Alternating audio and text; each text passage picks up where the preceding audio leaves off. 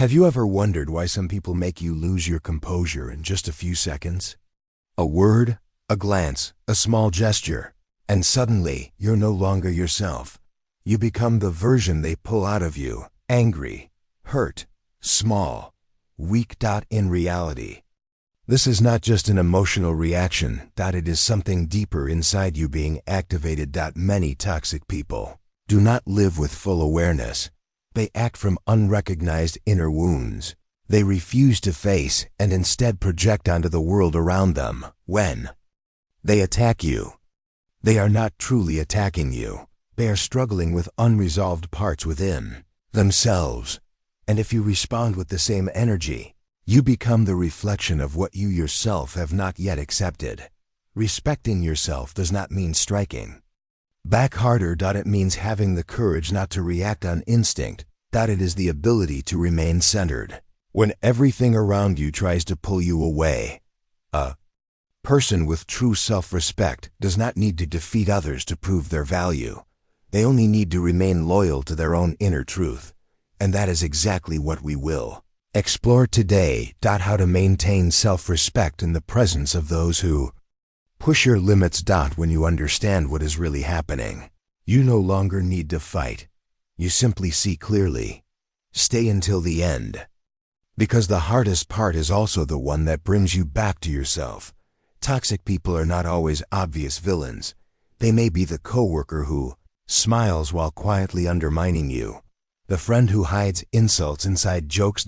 Or the family member who makes you feel guilty for living honestly. They appear around us not only to harm, but to expose parts of ourselves we have not yet faced. There's a hidden side of the human mind that contains everything we prefer not to admit: envy, fear, the desire for control, the need for approval, the fear of being hurt. This hidden side is not evil by nature. It simply exists outside awareness. When it is ignored, it does not disappear. It looks for another way out. And that way is often projection. Projection happens when we assign to others what we cannot accept within ourselves: traits, emotions, desires, fears. As a result, many toxic people live almost entirely through projection. Someone who constantly calls others weak may be terrified of appearing useless. Someone who always blames others may be hiding deep shame. Someone who manipulates emotions may have never felt secure or loved. They are not evil in a moral sense. They are wounded in a psychological sense because they refuse to face that pain. They push it onto others. You become the mirror reflecting their inner conflict. If you are not aware, you get pulled into that pattern. Slowly, doubt begins to grow. Maybe they're right. Maybe I'm not good enough. You start explaining yourself, defending, proving, trying to be understood.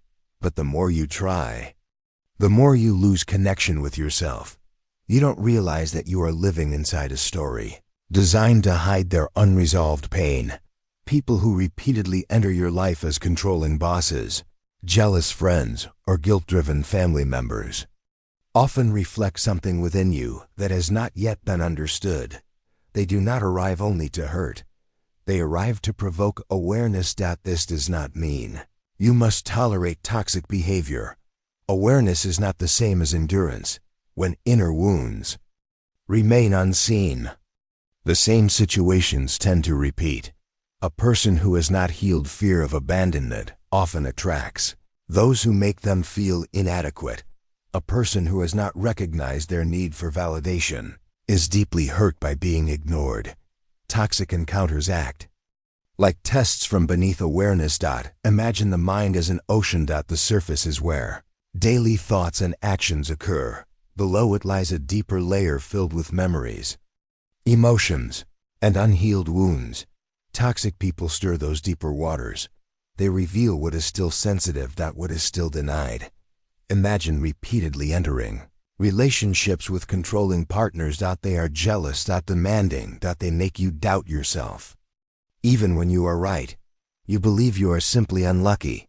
But beneath that pattern may be a hidden fear. Fear of being vulnerable. Fear of losing control. fear of standing alone. Unconsciously, being controlled can feel safer than facing that vulnerability. Every human carries both awareness and hidden fear. What we show to the world is not the whole picture. Toxic people are often driven almost entirely by what they have not recognized. Within themselves, they act without knowing why. They hurt others to escape themselves. When you understand this mechanism, your perspective shifts. Instead of seeing toxic people as enemies, you begin to see them as symptoms. Symptoms of unresolved inner pain. This does not excuse their actions, but it frees you from carrying their wounds.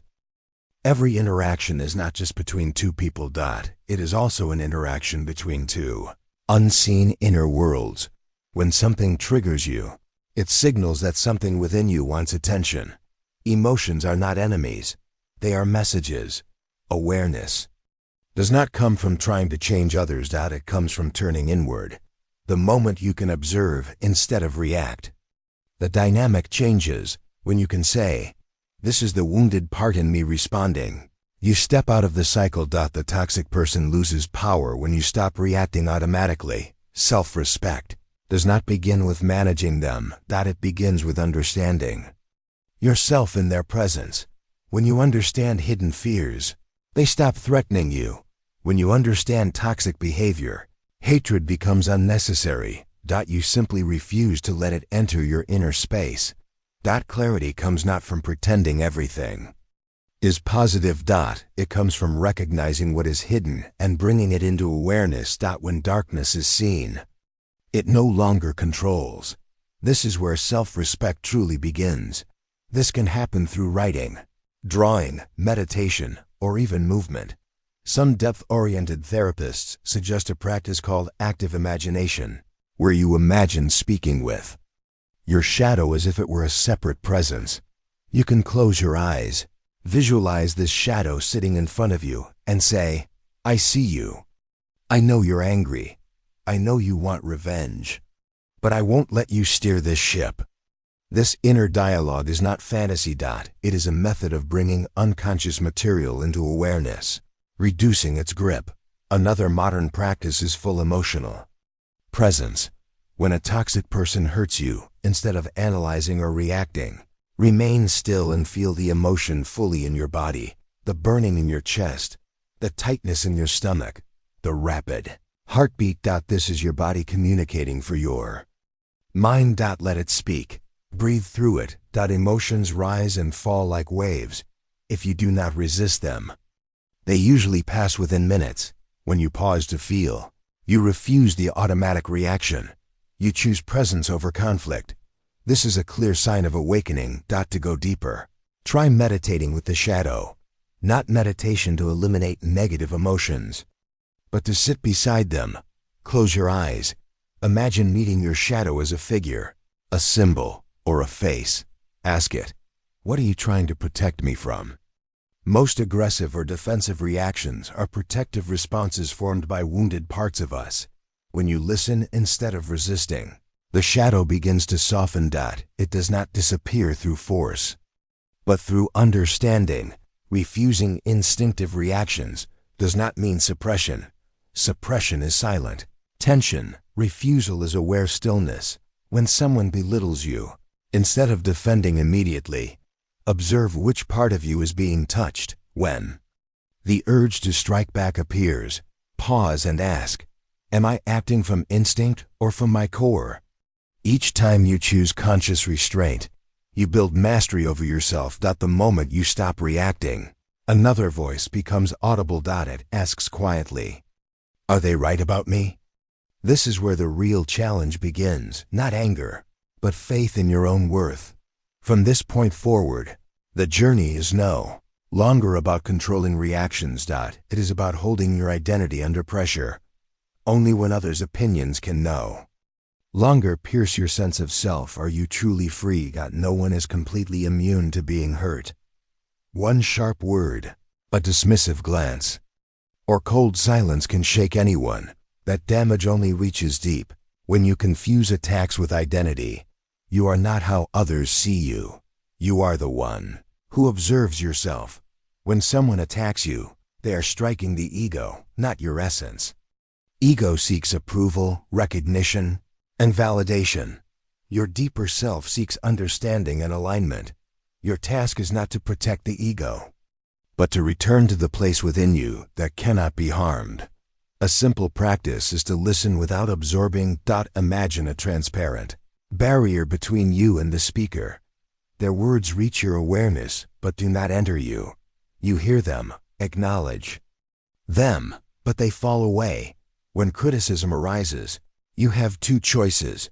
You can absorb it and merge with it, or you can observe it and ask, where is this coming from in them? Most attacks reveal more about the speaker than about you. Another grounding practice is creating a safe inner space. Visualize a place where you feel whole and stable. Return there mentally when attacked. Inhale and think, this is me. Exhale and think, that is not me. Repeat until the emotional storm settles. Sometimes pain persists because a part of you believes the criticism. When that happens, meet that part with honesty, not judgment. Ask where that belief began. Often, it comes from an earlier wound that still seeks reassurance. When that part heals, words lose their power. A powerful method is stepping into the role of observer. Imagine watching the interaction as if it were a scene in a movie. You see both characters, but you are not either one. You are the witness. As the observer, offense dissolves. The body relaxes. The mind clears. You return to yourself. When you stop identifying with labels others assign, you become free. Praise no longer inflates you. Criticism no longer diminishes you. Your worth becomes internal, not negotiated. Understanding your value is not enough. Holding your energy is the real test. Mirroring is an automatic reflex. When hurt, the mind fires back to defend existence, but reacting in kind pulls you into unconscious behavior. When two people mirror each other's wounds, awareness disappears. Stopping the cycle is an act of consciousness. Not weakness, not surrender. Is choosing not to become what you reject. Respond calmly, clearly, without emotional charge. Short, firm, neutral. When you do not reflect the hostility, the loop collapses. Silence is not resignation. It is transformed strength. When you remain silent under attack, you are not suppressing emotion. You are witnessing it. Silence is a conscious refusal to carry another person's energy. Like a calm lake under strong wind. Stillness reflects mastery. When insults are not accepted, they return to their source.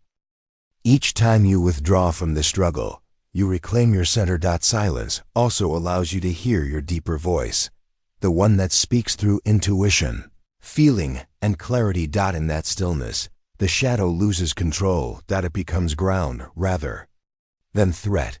Self-respect does not appear suddenly. It grows quietly through small choices. A paused breath, a restrained reaction, a decision to step away.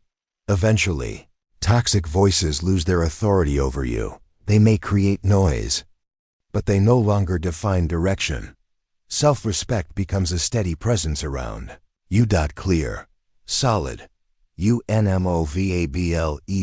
And in that place you return to yourself.